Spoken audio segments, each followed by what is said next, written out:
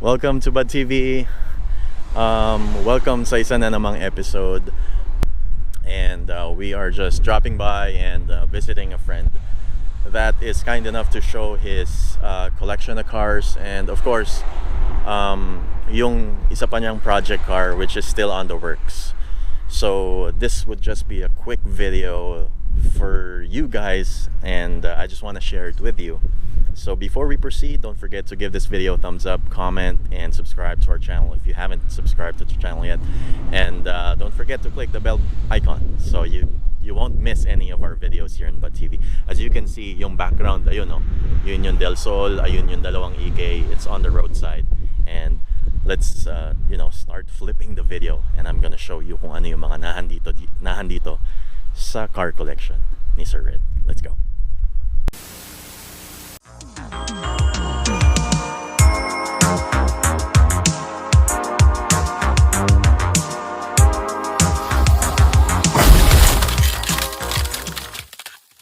Place is beautiful. The place is along a hillside, as you can see, and ayun yung Del Sol, ito yung EK ni Boss Lawrence, and ayun yung EK natin. So medyo napagod nga yung EK kanina, kasi yung way dito when you go up here, it's really steep, medyo hillside, so you really have to push a little bit more gas before you can get here. Ito medyo secret, it's undercovers, pero ito I'm gonna show it to you. I never thought that Boss Red would have a car collection or a Porsche collection. So ito yung sinasabi niya na kanya, and this is another car which he said is sa anak niya and his son. And you have a complete working garage over here, if you can see.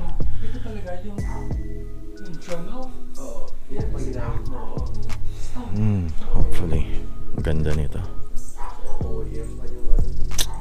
ganda. If you know, you know. And ito yung secret ni Boss Red, yung ayaw ilabas, kaya kailangan natin sadyain dito. Hey, but my wheel, it's Rota wheels. Rota doesn't matter. I know. It doesn't matter. 50, that's right. Oo, of course. Ako rin naman I have a set of Rotas waiting for me para dun sa EK. And it doesn't matter. It doesn't matter. Para dun sa mga younger generation siguro, it does matter to you guys. But we don't care. You can judge whatever you want. Pero this is what we want, and this is our cars and not yours.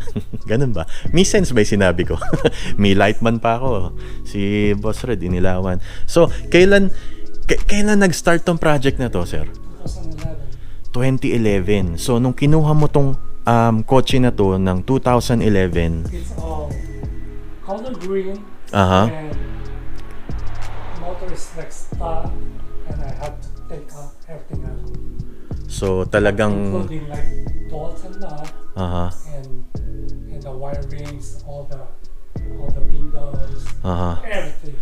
So just a shell. complete gutted out ang ginawa nyo, no? And this is a complete talagang build from the ground up. Walang natira yata or remnants na mga pyesa to nung sa share. Parang bare shell na lang ang natira dito sa kotse na to. And this is a B18C. Yun ang puso niya.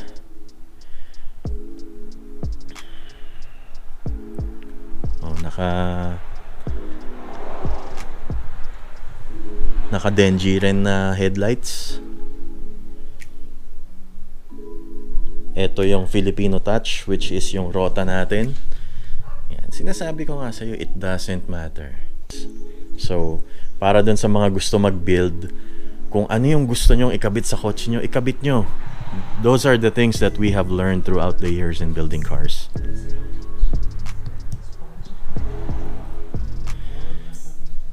Sparco seats.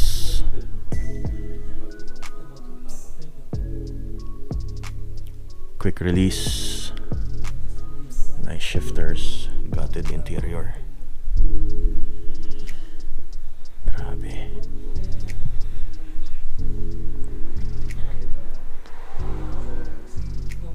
Wala akong masabi.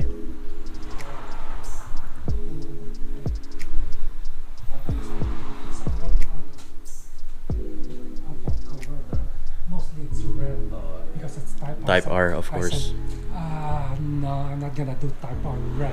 I'm gonna look for something else that's gonna look, it's gonna pop and it's gonna look different. It's different, yeah. Look Galing. at some dust. Look at it. It's been sitting here for like almost 5 years. But I like that dust. It's what we call clean dust. Hindi mo na-start ako yan. Walang coolant. Pero na-fire up mo na yan. Oh yeah, I used this for 2 years. Ah, okay. Okay, next project. Next project. Oh, I see. So parang virtually right now ang setup nito is talagang flower vase setup, no? Talagang nakapark lang talaga. Oh, yes, again. Hindi pinapatakbo. But hopefully we could see this car sometime soon on the road. You will this year. Oh, ayan, sinabi na ni Sir Red, this year daw he plans to use it and bring it out. And yeah, it's exciting to know na may plans na siya to really use it and bring it out. Ganda. And then how much did you get the shell out for in 2011? Got for like $800. Just imagine that, Because 2011. The guy is planning to get married, right? Uh-huh. We need the money. Oh, okay. So he took the $800. And So he this can- is just sitting in his garage. Okay. Oh, okay. Because the motor's blown. So the motor is blown up. Blown up. You don't have any use to it. And I remember the story you told me that the now wife was very instrumental for the sale. Okay. Because initially, I think the owner really doesn't want to let go of the car. 3,000 months about just getting married, and the wife said, "Yeah, you better sell it." Okay. All right. I gotta sell it last week because I'm tired of our projects. That's what I also want to have in the future. Probably. If you're doing projects, you need a sandblaster. You cannot keep sanding everything. Yeah. Especially small pieces. Right. Right. And it's cleaner that way. If you have a sandblaster, it's really, you know, the things gets clean, and it's so nice to have one. If you do some minor painting, or if you wanna refurbish some metal items, that would be a good help for people who loves to do projects.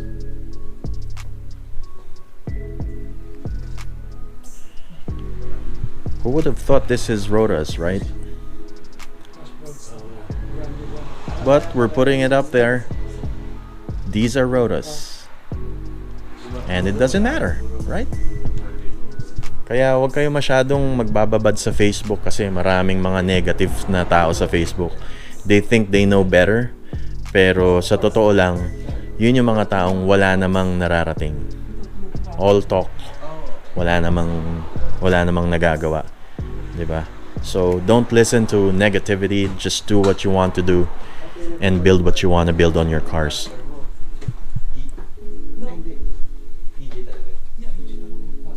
EG cluster 'yan. Yeah. I have Oh. no radio. Ayan. And Orig Honda 'yon, yung black off plate. if you guys know EGs, you know where the ECU is, right? It's under the dash. It's right there. I put my ECU over here Para safe, no? because I don't want to be showing. Ano, pwede rin yan sa Pilipinas setup para hindi abutin ng baha Pero it's better na nahandun nga sa glove box. Mas maganda. Because I don't want to be showing. It's Ay, Sir Red, question. Yung ano mo, yung brake line mo na dito, no? Yep, that's a brake line. I Oo. did it myself because I Galing. want to show it. I don't want to show it in the Doon sa engine bay, di ba? That's too much, right? Oo, masyadong, You can see there's it. so many things going on. That's why you decided to put it Yeah, there. the proportional valve it's over here, and it run right here. Oh, From the really? rear. Yeah, if you Papunta sa likod? There you go. Oh, You can okay. Oh, I saw it. Okay, so okay. that's a brake line. Imagine the ingenuity. I never thought that somebody would do that on an EG hatch. That's a brake line. Right. And I don't want to cover it. Look how nice it is, right? Mm-hmm. It's meant to be. It's meant to be seen. It's meant to be seen. Do you see that brake, the emergency brake? Mm-hmm. The line, you can see it. I painted red, so it give it a little touch, right? Mm-hmm. To add some contrast on the shell, which is very nice. I mean, who would have thought of doing that, right? Not too much, pero for sure isa si Sir Red doon. No, it's Grabe. So, nagawa yun. yeah, I did that. And those floor mats, those are you can buy those, the whole piece for not for the car, but I just cut it myself. Cut out and then sinukat mo yung floor. Ganda. Siguro pagka nakita nung dating owner tong kotse niya, no, he would never thought of ganito yung mangyayari. Wala talaga So, yung kasi yun yung parang pinaka lowest trim level. Wala siyang molding, Ano molding? walang body molding, walang aircon, walang power steering yata. Before, there's a molding on this thing. Nung pinapinturahan ko siya, pinatanggal ko. Pero sir, yung mga butas pinatakpan mo na. Okay. What made you decide on removing the moldings? Does it look better without one? I think so. Yeah, personal preference. Kasi ako before, when I got my EG, it's a lower tier trim. Rubber wheel, Oh my God. So Dremel Dremel. and then stone. You know, Dremel, you can touch it with the stone, right? Kasi And you can, the grit is like coarse, then it get finer and finer. Then, so yung process na yun. Palit kayo ng ganun. oh my God, hold on. So how many months did it took for you to finish the transmission? The To look like this, yung polished finish na to. Guys, take It note. took me like probably This is a polished. month of polishing. Oh man. And Because then, when you started it, right, you thought it's already like okay. it's good enough. Smooth, right? Yeah, it's smooth. Then after you finish everything, it keeps like, oh my God, this needs to be polished again. Oh yeah, you keep going back, going back. Buy me a lot. So a month of polishing, grinding, hours and hours of work done See on what this the- tranny. It's all so it just there's nothing. It just polishing. It's hard. I mean, And yun yung details na yun. If you can see, these small parts it's are really sanded and polished. Siguro kung ako gagawa nito, hindi ko kayang gawin. And sabi nga ni that's why it took me 3 years to finish it. Sabi nga ni Sir Red, Day in, day out, and then after work, He- sometimes stay here till like 2 o'clock. 2 o'clock. He invested a lot of time for this engine, Fridays, making it sometimes look good. I stay here till like 6 o'clock in the morning. Oh my goodness. May kasamang beer yun? Wala. Wala. Nako. Have to focus. Oo eh. So wala talagang, it's really a project talaga na binigyan ng time, ng effort. So yun yung hindi mo mababayaran ng pera. If meron ka mang $50,000 or kung magkano man yung pera mo, hindi mo mapapalitan yung effort tsaka yung man hours na nilalagay ng mga enthusiast sa cars nila. And these are some stories talaga na I would love to share to you guys. And we are lucky because Sir Red was able to show it to us. Hindi kasi initially before we were talking about this car, and it's really complicated for him to bring it out.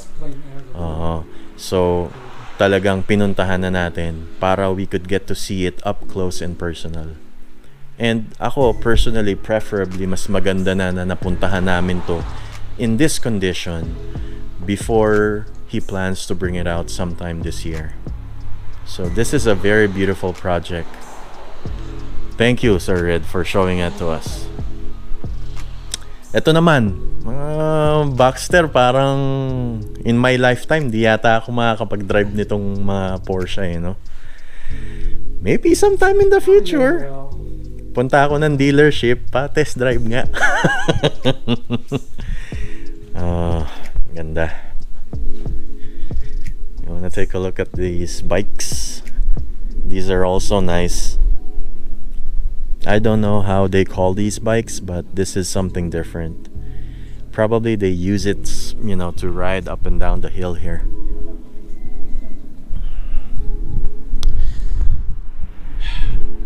It's been a good day. So Red was able to show to us some things in his garage, and I'm so happy and thrilled to see those cars. Hopefully sometime in the future we could get to see that EG hatch go out, and sana masubukan natin. We can get to drive the cars on the road. Alright, so I hope you guys love this video. If you do, just give this video a thumbs up, comment, and subscribe to Bud TV for more car related videos, travels, and whatnot. Everything else under the sun. Thank you for watching. Have a great day. See you on the next episode.